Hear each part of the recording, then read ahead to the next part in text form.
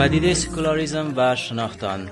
جوامع اسلامی و در رأس آنها جوامعی که متمسک به فرهنگ و آموزه های اسلامی، سیاست و حکومت دینی هستند، همواره مورد تاخت و تاز و حملات شدید حرکت ها و نظرات سوء و منحرف بوده است و میخواهند اندیشه و تفکر هدایت بخش اسلامی را از انسانها سلب نموده و به جای آن اندیشه انحرافی ساخته بشر و سیاست های ناکارآمد و توأم با دیکتاتوری، ظلم و اجحاف را بر ملت های آزاده تحمیل کنند. یکی از این حرکت‌های مهم و بسیار شوم که از دیر باز است، نبردهای بلند بالای را در جوامع اسلامی و دنیا ایجاد کرده است و باعث ایجاد تنش‌های متمادی و ایجاد دو قطبی در میان جامعه شده، حرکت سکولاریسم و ادعای جدایی دین از سیاست است.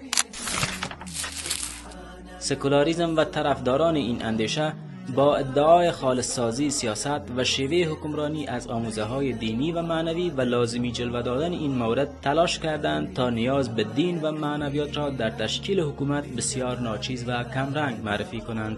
این حرکت نه تنها در جوامع اسلامی به دنبال به حاشیه راندن دین از ساحه تصمیم گیری در زندگی اجتماعی و سیاسی است، بلکه در گذشته در جوامع غربی که متأثر از کلیسا و معنویت حاکم بر آن بودند نیز این خواسته را محقق و اجرایی ساخته بود.